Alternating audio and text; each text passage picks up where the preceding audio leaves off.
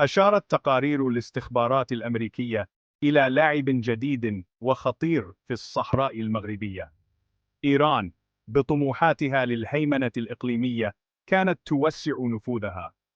كان هدفهم جبهة البوليساريو، وهي جماعة انفصالية تطالب باستقلال الصحراء المغربية عن المغرب بدعم مباشر من الجزائر. رأت الولايات المتحدة في ذلك تهديداً وزعزعة لاستقرار منطقة متقلبة أصلاً. لقد كانت الصحراء المغربية مصدراً للصراع لعقود من الزمن. يؤكد المغرب أنها جزء لا يتجزأ من أراضيه، بينما تقاتل جبهة البوليساريو بدعم من الجزائر والمعسكر الشرقي من أجل تقرير المصير.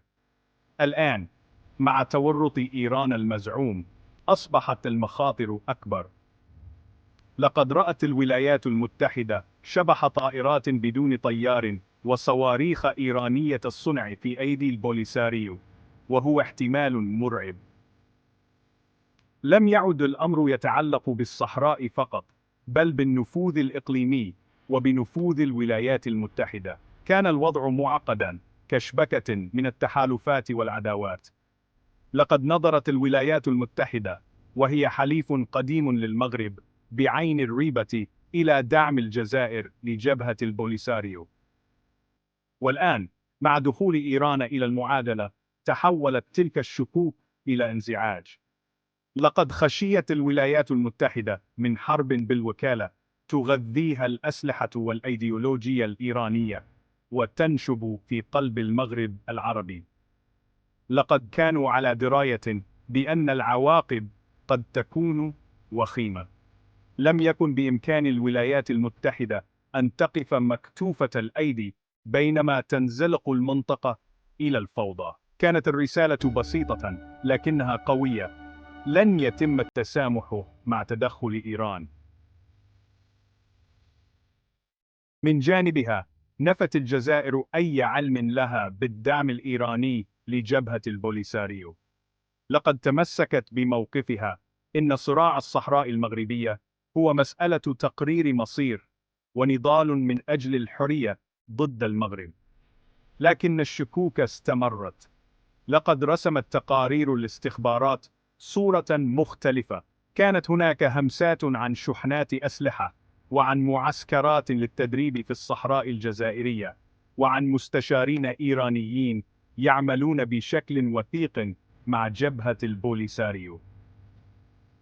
كانت الأسباب الكامنة وراء الدعم الجزائري المزعوم لجبهة البوليساريو معقدة. كان هناك بعد تاريخي وحقد دفين على مصالح المغرب، وكانت هناك اعتبارات استراتيجية ورغبة في مواجهة نفوذ المغرب في المنطقة.